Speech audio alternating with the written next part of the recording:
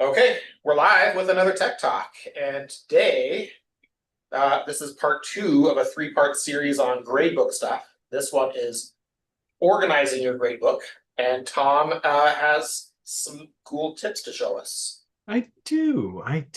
Thank you for that warm introduction, Caleb. I'm so happy to be joining you on this lovely spring day. Yeah, hey, so the gradebook has a lot of customization points that you can save. Basically, you set it up and it saves it that way for you.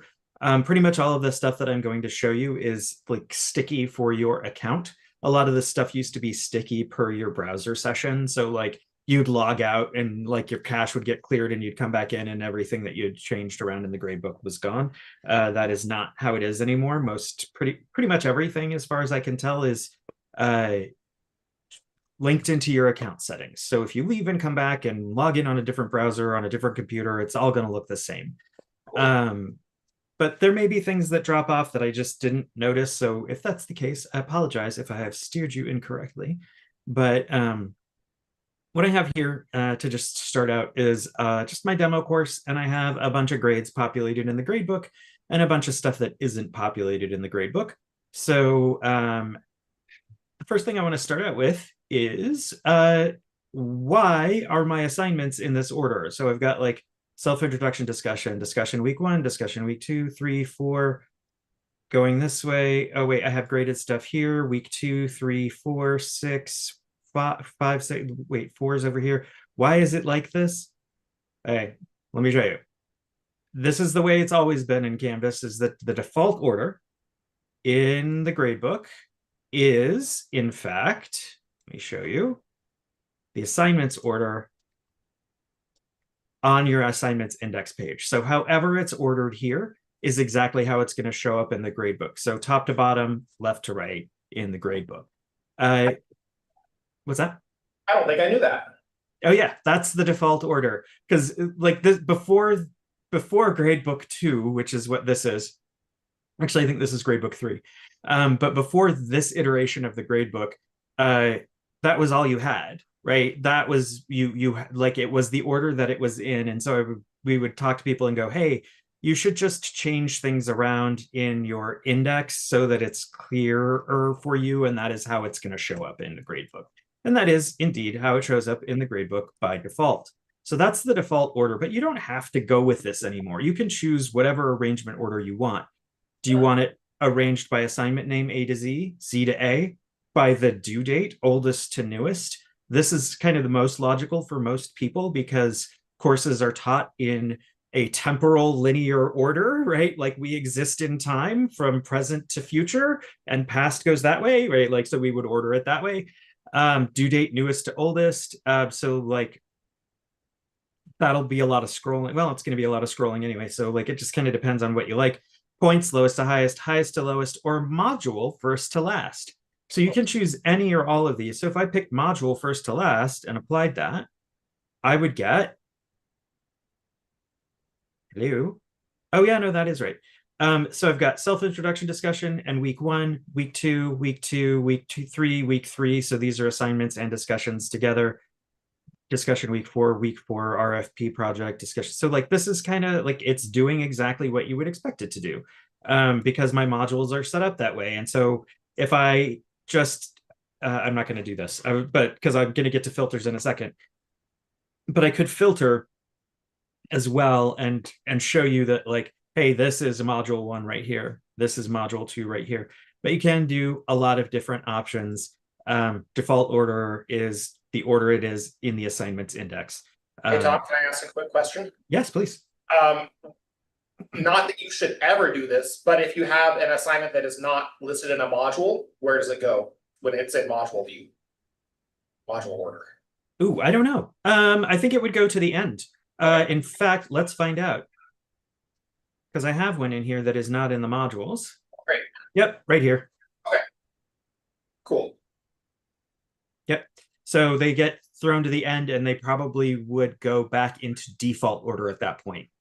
Gotcha. So if you had more than one, that is just a guess, but like because the default is the default, that's what I'm imagining would happen. Although to reiterate, you really should put all of your assignments in your modules anyway. Assuming that you organize your course based on modules, yes, that is true. I always like to hold space for other organizational principles and possibilities. Most people don't do it that way. Students are acculturated to modules. All those are good reasons to put them in modules. Yeah, so that's the arrange by in view options. Then we have a number of show options here. Like you can show a notes column. You can choose to not show unpublished assignments. I'm going to update my settings here so we get to back to default order. So I have like an unpublished assignment here. If you have a lot of unpublished assignments in your live student-facing courses, consider getting those out, deleting them, like, because you can just sort of close the closet door on them and be like, yeah, I don't want to see unpublished assignments, close the ugly closet door, and then they disappear and you don't see them. They're still there, and if you're trying to do something in bulk, they create problems for you because you have a bunch of stuff that you're not using. Like if it's sitting out in unpublished, if it's there for a reason, you're developing course content, whatever, fine. But if you're not going to use them in that course, get rid of them. Like it's fine because you have copies of them in the past, right? Like you have them from a different course and maybe you're just not choosing to use them in this term.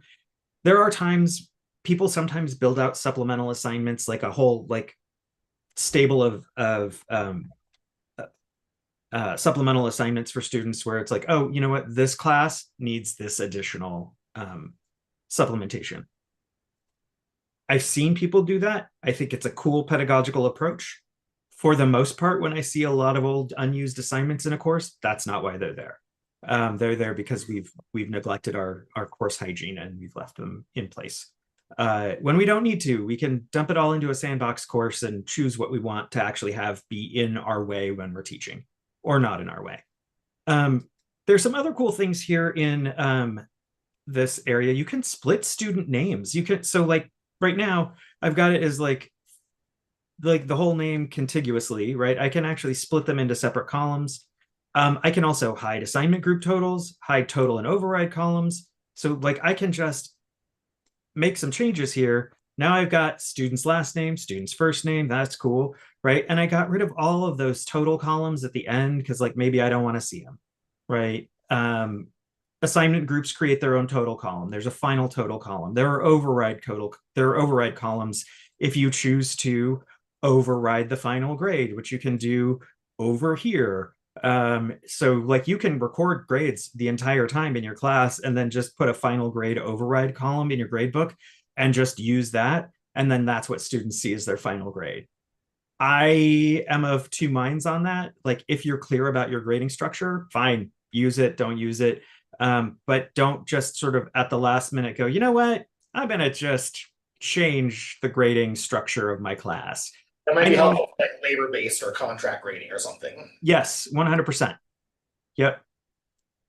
There are absolutely reasons to use this, but I have seen people use it to go, you know what? No, I'm just gonna overwrite people's grades. I'm gonna decide like what people get, and that's just, it's not transparent. It's not nice. So these are all those things that you can do there. Like you can hide unpublished assignments. This is a little weird because you uncheck it to hide them. In this case, so I'm going to go back to kind of the neutral here. I can also view ungraded as 0. I want to emphasize here that these are all view settings in your gradebook for you. They do not change the way things are calculated. So view ungraded as 0 literally means view the ungraded assignments as 0, not assign zeros for ungraded assignments. Sometimes people think that that's what it does. It does not do that. It used to be coded differently in Canvas in the gradebook, and it made it look even more like view ungraded as zeros, just populated everything with zeros. It doesn't, right? So if I do that though, it looks like it, but now they have this modal pop up too. That's like, hey, this is just going to impact your view of things. It's not going to actually change anything. So I love this like safety check going, yeah, this doesn't do anything. It just makes it like, what does it look like if you stopped now?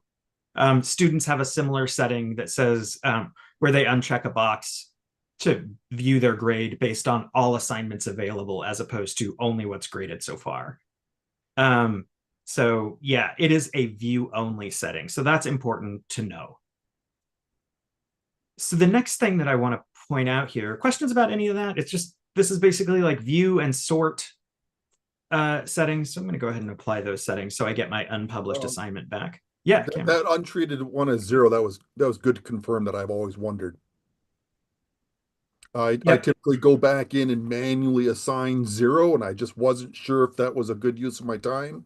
It Yep. sounds like it is. It 100% is. Students by default see their grades calculated based only on things that are graded so far. So if there's a dash here, this will not impact their default view of their grade. They can uncheck that box and see what their grade would actually look like.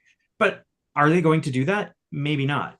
So usually a best practice in this kind of setup, any kind of gradebook setup, is to, as if you have due dates and you expect students to turn stuff in on time, when you grade, assign zeros as you go, right? Like assignments missing, okay, you're getting a 0, right? Like I could do that.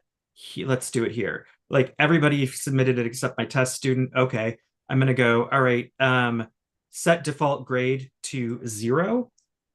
Overwrite already entered grades. No, I'm not going to check that box because if I did, then everybody would get a 0. So I'm just going to set a 0 for things that don't have grades yet. Great. One student score adjusted. There it is right there. There's my 0. That's a handy shortcut. Yeah, that is 100. That is how I do this when I teach. It's been a while, but that is how I do it. Or I just, as I'm going through SpeedGrader, I just give people zeros as I go. Or I set that grade policy for give somebody a 0 immediately when they miss an assignment. So if they miss the due date, they immediately get a 0.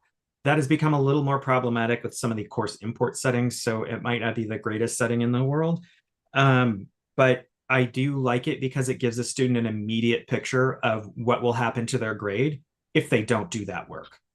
And even if I have a late submission policy where I let people be late, and I do usually, I still set it to assign them a 0 immediately to create a little bit of urgency for them to let them know.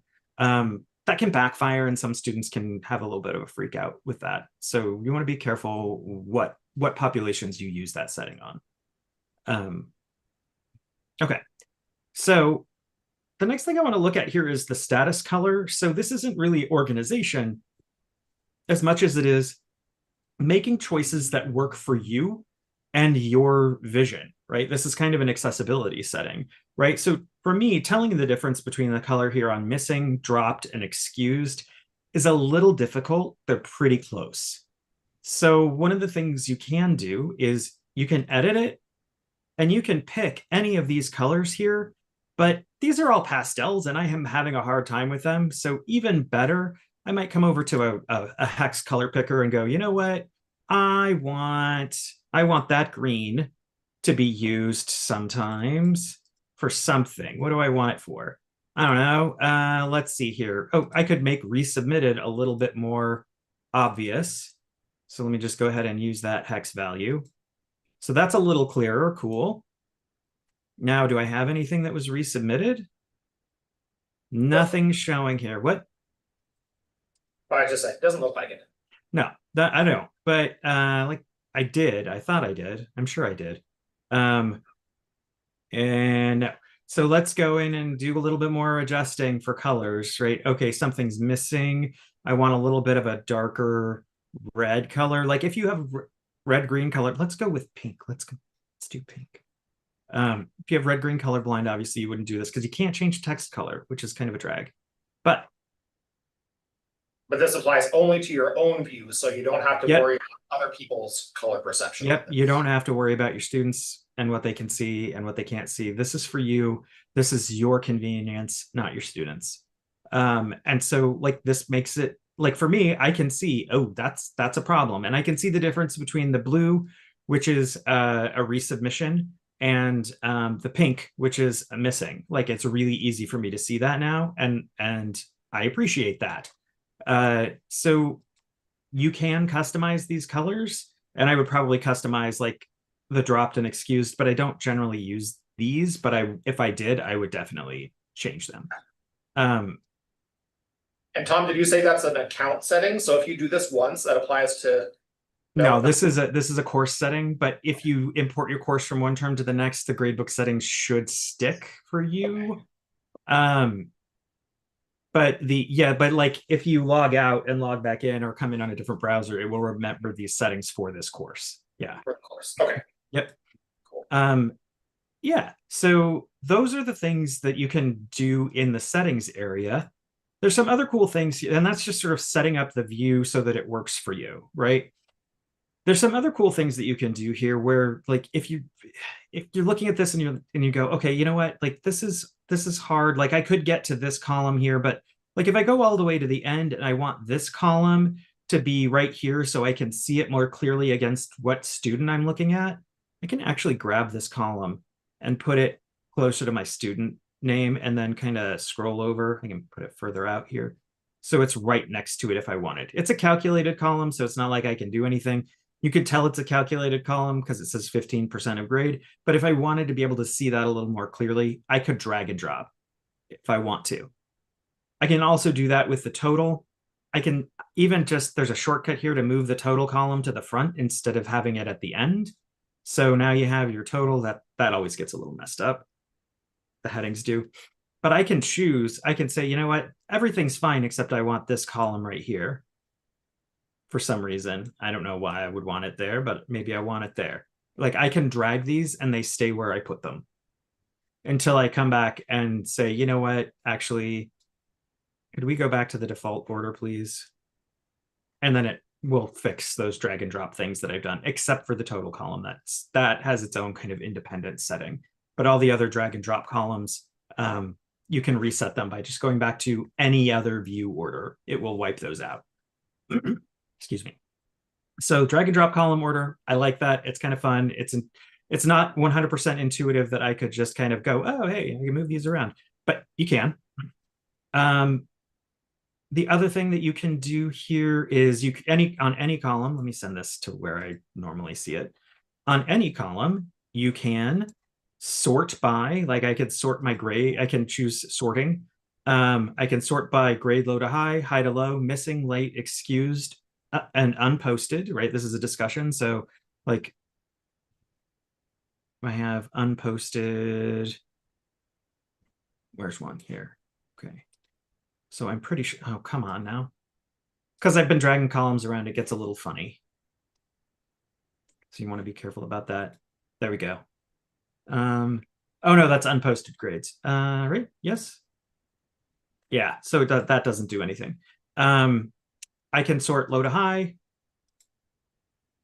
but of course there are no grades here, right? It's not going to work. I can sort by missing. Nothing's missing yet because we haven't passed the due date. So like I could come over here and say sort by missing, but that's just a test student, so it doesn't do anything. But let's do grade low to high. Good. Grade high to low. Good. Late. That guy. Right, so I can sort my grades any way I want to based on a particular column if I'm just looking at that column. What else do I have on here? Oh, the student name column is kind of cool. And it's important to be able to do certain kinds of things in this. But before I get into this, any questions about anything so far? Okay. Sure. Yeah. There is no undo if you are grading directly within the gradebook, correct? So yes and no. All right, go ahead. Yes and no. There is a gradebook history. So even though you can't undo it, you can see what it was before. And we will talk about that in week 3 on the gradebook because that's my secret. So thank you. Hey, tune in next time for how to get to the gradebook history. If you look in the help. Cameron, you're such a spoiler. But yeah, it's very helpful. But let's take a look here at the student name. Any other questions? And I just like teasing it out for next time. Okay, so one of the things that people have to do with some frequency is like if financial aid sends you a request for like, hey, tell me when the last time the student attended your class was or did something in your class. The way we've got it set up now, student enrollments persist in courses if the student was enrolled at midnight on day one of the quarter. So if they were enrolled in the class at midnight on day one of the quarter, they will show up in your grade book as long as it isn't an issue where like occasionally we see someone who was enrolled for like 2 hours in CTC Link. So financial aid gets that they were enrolled and doesn't get that they like that it was so short a period of time that it wouldn't have processed into Canvas. So sometimes people come in there like, so always, if you can't find them, ask. But first place you want to check is here and select to show inactive enrollments. And it's going to show you any student who has dropped the class since the term started. And so then you'll be able to see what they did. So like student 5, I can see what they did. Student 8, I can see what they did. I can also choose concluded enrollments. You will probably never see these in your student-facing courses because they require, like it's a manual process as opposed to something that happens through CTC Link.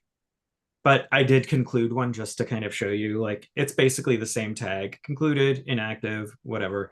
But you do need to sometimes see the inactive students for financial aid purposes. So this is an important thing to know about.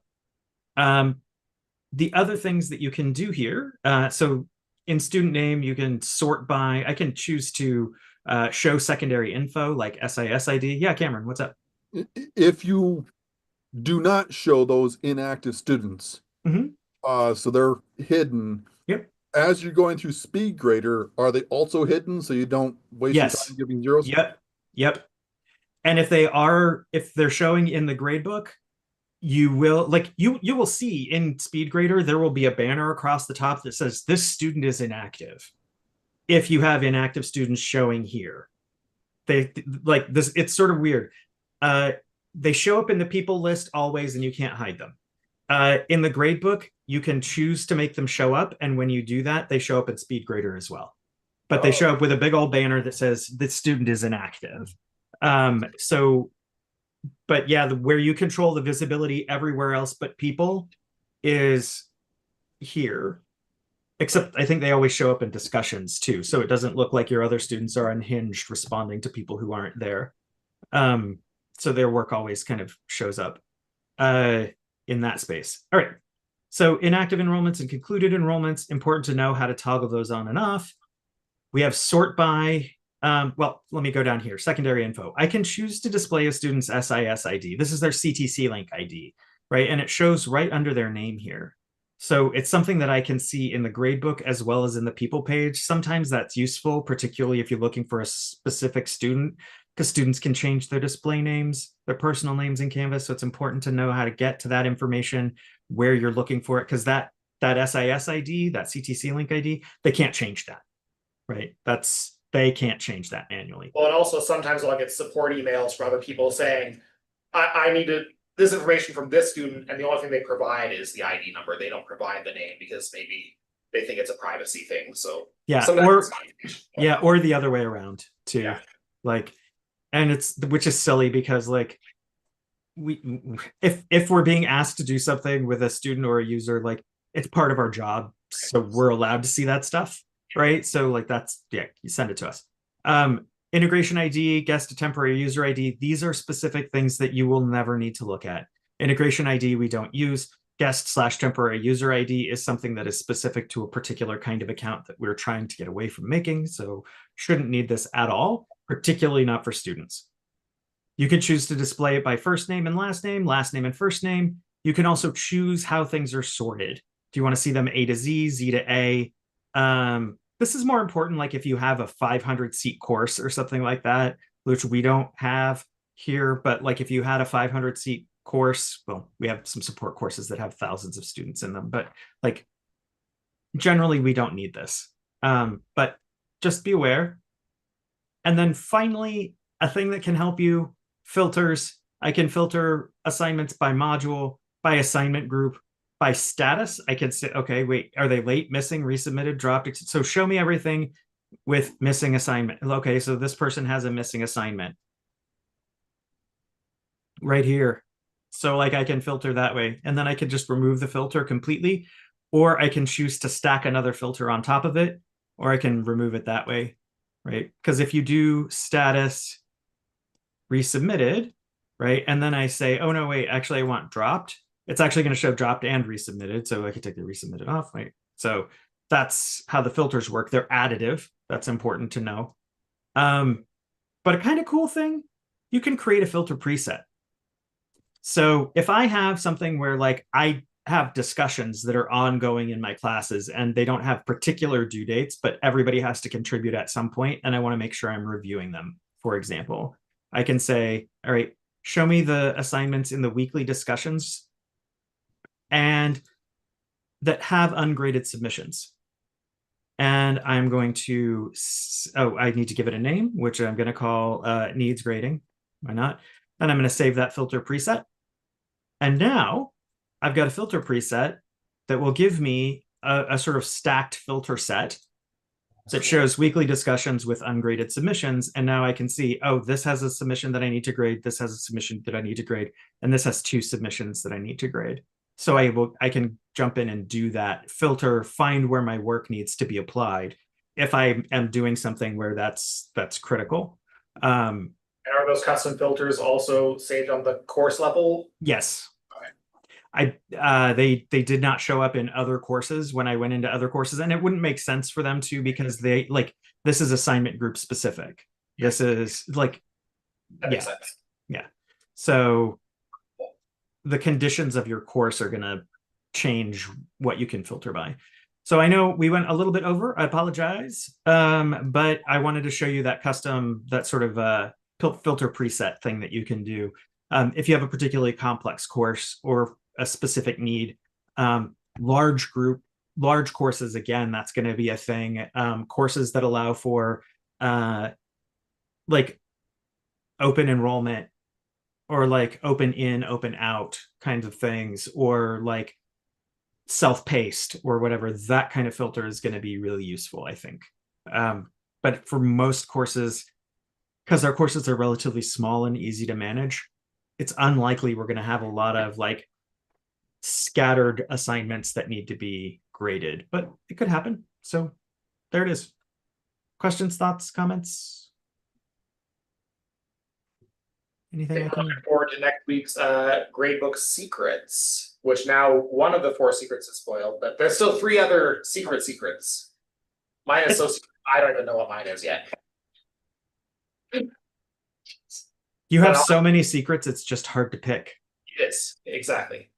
All right, I'm going to end the live stream. Thanks everybody for coming. We'll see you next week. Thank you, Tom. Yeah. Any other questions anybody wants to